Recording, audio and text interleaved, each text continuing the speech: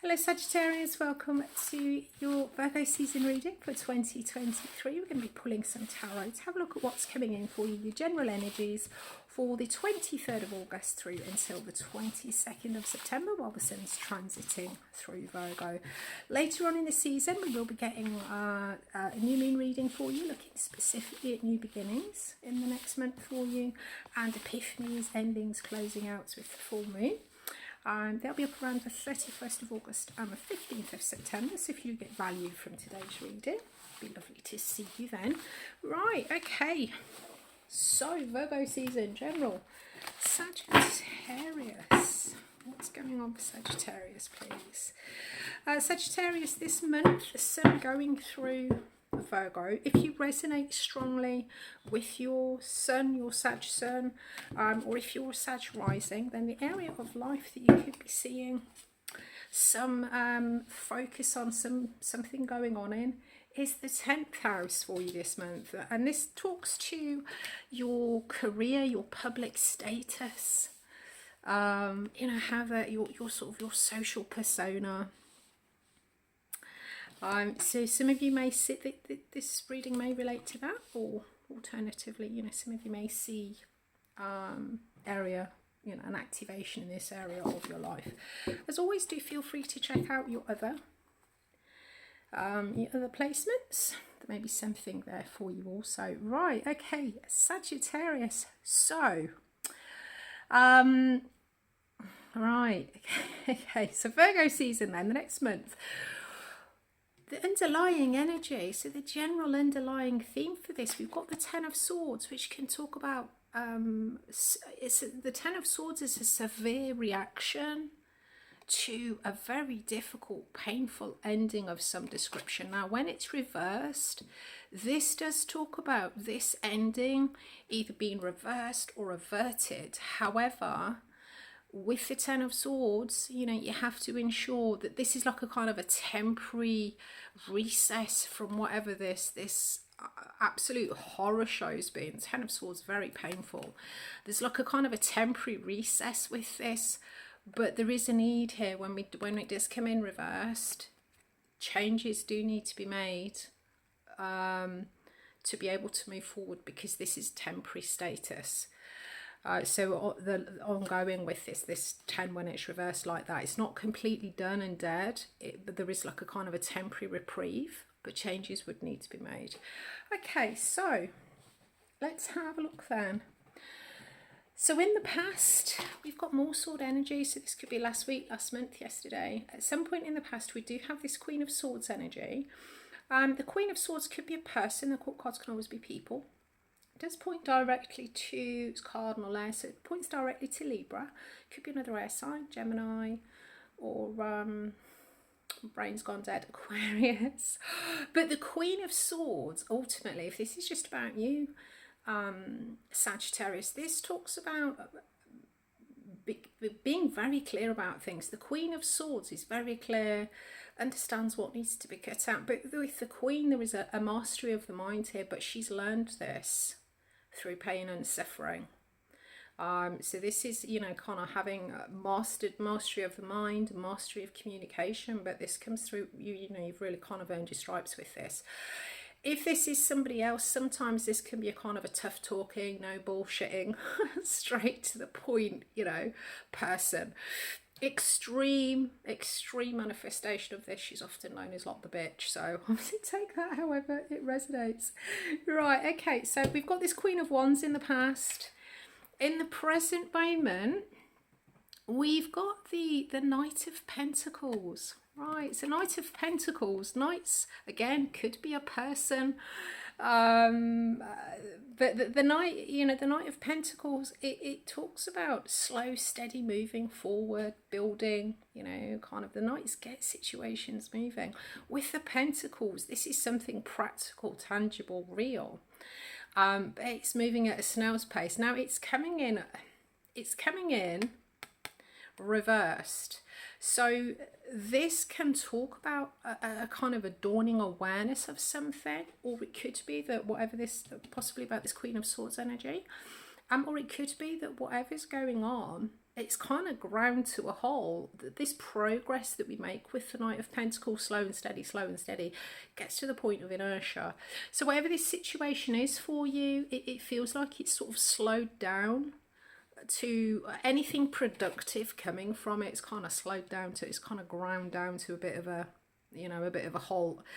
Now for you, this situation, as you're seeing it, your energy, you've got the Knight of Cups with this.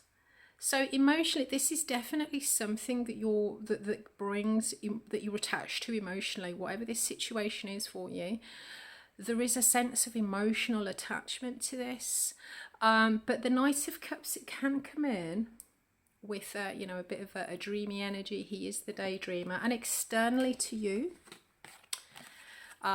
this could be another person in your environment, or this could just be the environment or the energy around you. If this just situation just relates to you, if there is another person involved, then this is their energy. So you're coming in as the Knight of Cups. This other person or this situation around you, we've got the Page of Cups here. So where you're looking a little bit more developed or a little bit more involved in whatever this situation is than they are. It could be that maybe if they are this Queen of Cups, this former Queen of Swords energy, where there's been some, you know, some difficult words or a cutting out with this Ten of Swords, you know, this kind of temporary, this could be something maybe in the past that's been cut out, and there's now some sort of apology or somebody coming forward here, and there's like a sort of a cessation, a temporary kind of cessation of fire of feeling defeated, you know, with this, or feeling humiliated. Sometimes this can come in as an apology. So I feel that externally there is a person, or the environment is sort of stepping up to meet you in some way, shape or form. And the incoming energy that we do have for this situation, we've got the Page of Swords reversed. The Page of Swords is somebody, or it's an energy that when, obviously very, you know, I mean, the Page of Swords, very, you know, a very sort of mental suit.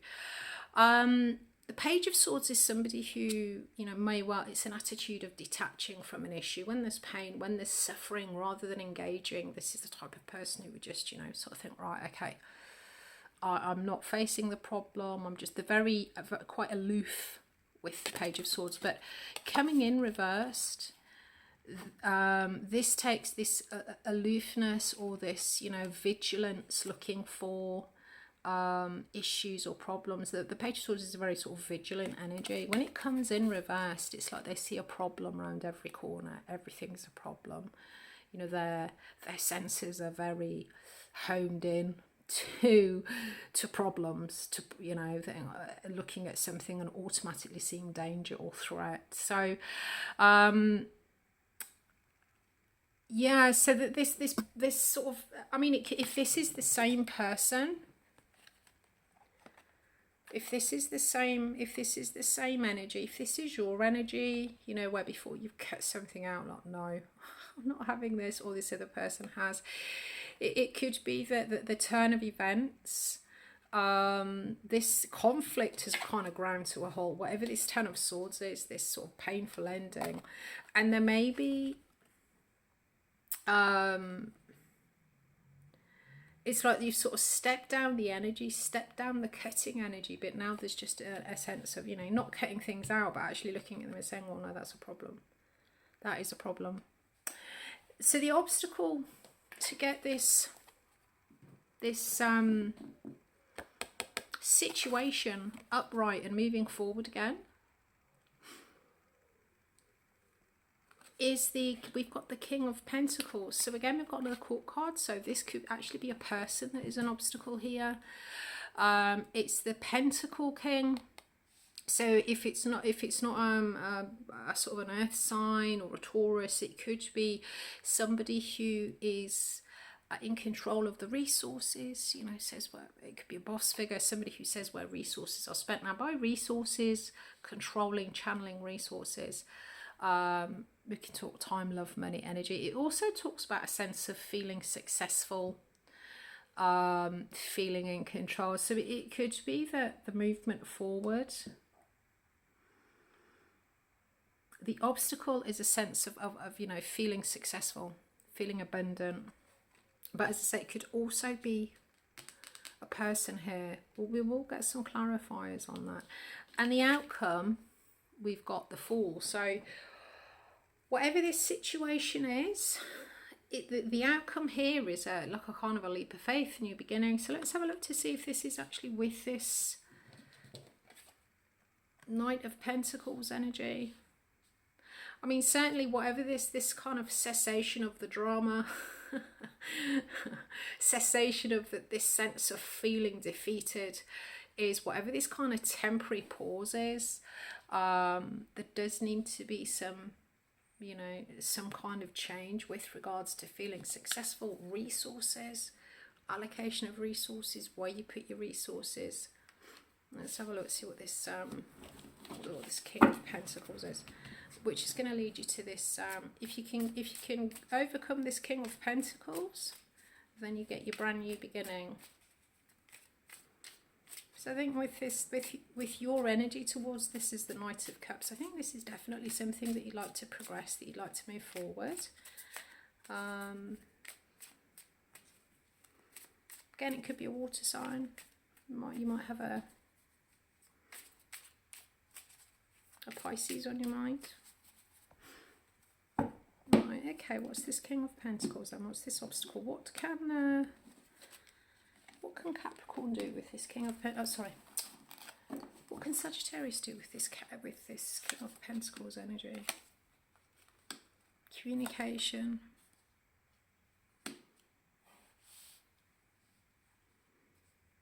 Oh goodness, okay. Wow. The Emperor. Oh, okay. Right. But never give us easy advice.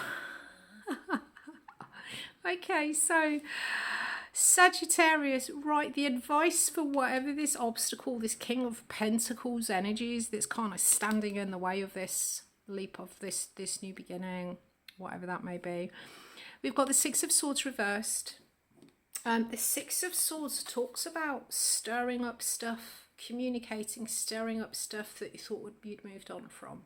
This can be quite painful communication, having a very sort of honest chat or saying things. This is a situation that's been moved on from. There's a peace, you know, with when it's upright, there's a sort of a peaceful transition off into something better.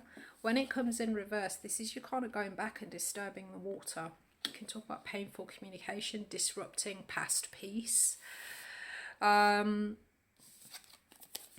Clarified by the Three of Swords. The Three of Swords is pain, loss, sorrow, you know, there's a lot of trauma here. It's very difficult energy. Coming in reversed. This talks about refusing to accept it. Refusing to accept the pain, refusing to accept the sorrow. With the Three of Swords, when we are, you know, kind of wounded, whether that's physically, emotionally, there is a period of healing where we come to terms with what's happened to us. We then go on to the Four of Swords. With the Three, you know, at some point there is an acceptance of what's happened. With this reverse, this is not, you know, this is not accepting, not taking on the pain or the suffering. And